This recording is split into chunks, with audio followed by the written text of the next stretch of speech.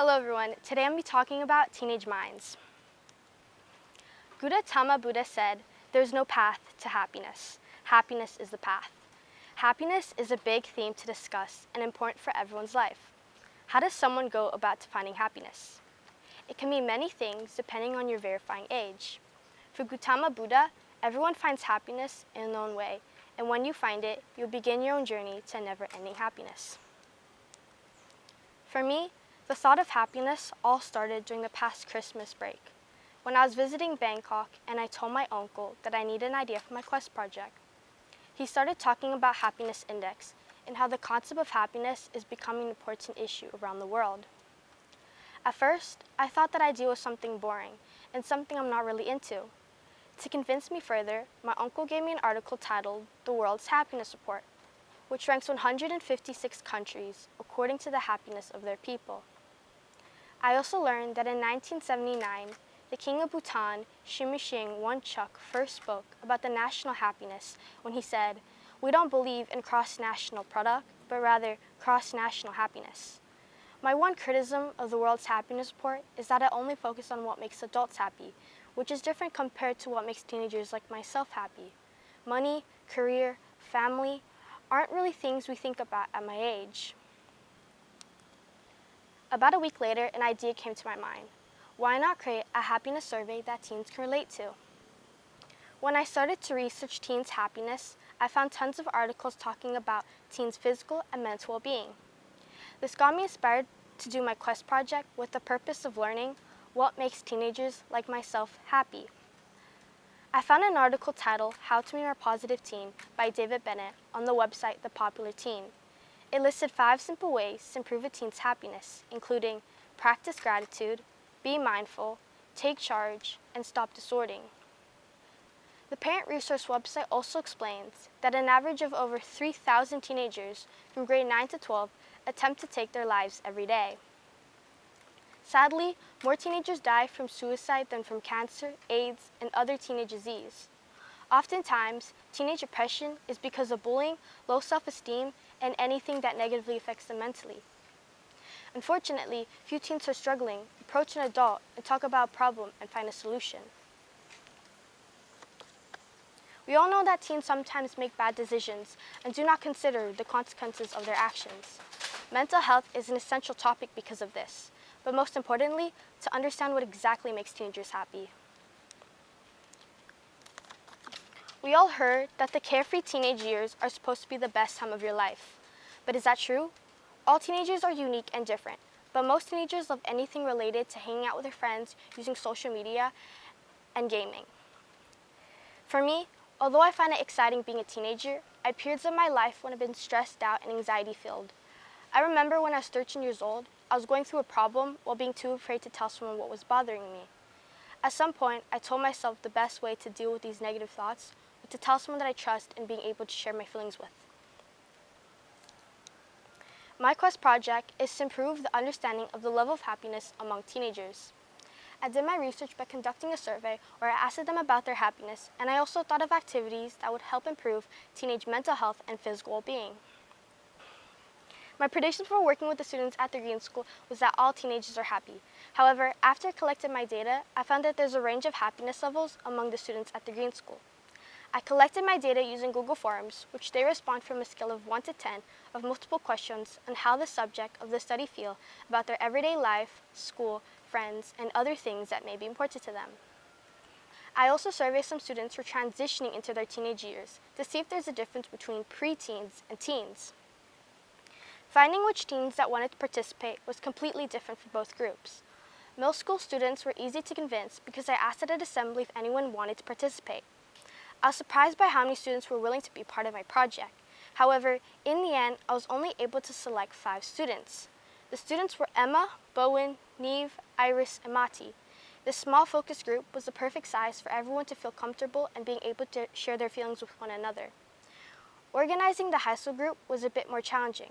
It took around 1 week to find a group of high school students to work with. But with the support of my brother Morgan, I was eventually able to find a group of high school students to work with. In the end, my high school group consisted of 8 people in total, including Irene, Tirta, Yuka, Maya, Nilu, Julian, and Dominic. A big thanks to all of them for the support of my project. The survey consisted of 31 questions in total. The challenging part for me was that in my first survey I used with middle school students, I didn't collect enough personal detailed information. This forced me to redesign my survey, and I ended up collecting less data for middle school students than for high school students.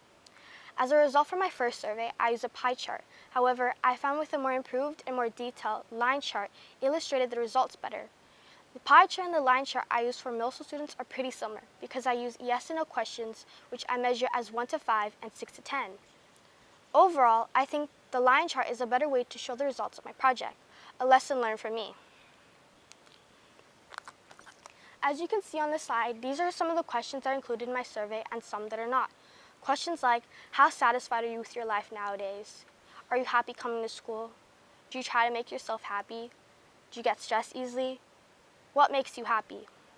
I also had my participants respond in short or long paragraphs related to their happiness. The survey questions resulted in a verified response, all which led me, how do we sustain teenage happiness? Well, first, I had to learn what the students at the Green School were mostly lacking in terms of their happiness and to identify activities to help improve. I spent a lot of time thinking about the activities that I should introduce. I wanted to focus on physical and active games and mainly thinking around mental well-being. I planned out the activities for both groups. For middle school students, we did an active running game, and for high school, we did a treasure hunt around the Green School. I also had both groups write or draw what they're thankful for and what they love the most. Any type of activity is enjoyable for a teen, as long as they put their mind to it. I noticed while working with the students, middle school students were more active and high school students were more into chilling. Both groups have different mindsets and opinions, and I can confirm that there's a difference between pre-teens and teens. Now finally, these are the results after doing the activities with the students. I found that students reported improvements to their happiness as the week went by. Some parts are still a bit struggling, but since I only got to work with them for a week, I didn't have much time. But I know for sure if they apply and use activities I gave more often, there'll be a higher impact on their happiness. I could see a big change within those teens that I worked with. This process and experiences somehow made a big impact on myself because I got the opportunity to learn from teens like me and also got to express to them how to cope with being unhappy. As a result of my project, I now feel more confident to talk to teens who might be going through a difficult time. It is a gift to be able to make someone feel happy. There are ups and downs working with these teens. The challenging part was being organized in my survey questions and making sure that the participants understood the study of my project. I'm proud to tell you that I made my participants smile, laugh, and gave them enjoyment that they could remember for a lifetime. My quest is connected to the Sustainable Development Goal number 3, which is good health and well-being. Teenage well-being is so important because of a strong mental well-being, they're able to handle emotions, keep strong relationships, and create goals. Without mental well-being, teenage emotions are unstable, which leads to loss of interest in what they used to enjoy, suicide, death, and difficult thinking. I've created some simple tips that teens can use when they're going through a difficult time. These include, do an activity active or not. Activities keep teens open-minded, optimistic, and excited. Write or draw what you're thankful for or what you love the most makes a teen realize how much they have in life or what they take for granted. Creating artwork expressing yourself makes a teen more passionate and showing others their true selves. Thinking positively helps someone guide themselves to a more positive feeling. Talk with someone, give others compliments, helps create more relationship with others. And lastly, talk with someone, helps someone get something off their chest. My vision for the future is that we can all help and learn from one another. My message for any teen is whatever situation you might find yourself in, whether it is good or bad, there's always going to be ways to improve your happiness. In the Green School community, classes like social emotional, we should be aware of this in ourselves and others. Together, we can improve the level of happiness among our campus, which will result in a healthier and smarter students. Bringing it back to Gautama Buddha, there's no path to happiness. Happiness is the path. Happiness doesn't end in one day, 1 year, 1 decade. It's always there waiting for you when you need it. I'd like to thank all my quest mentors and my family, my friends, and anyone who supported me throughout this journey. Thank you.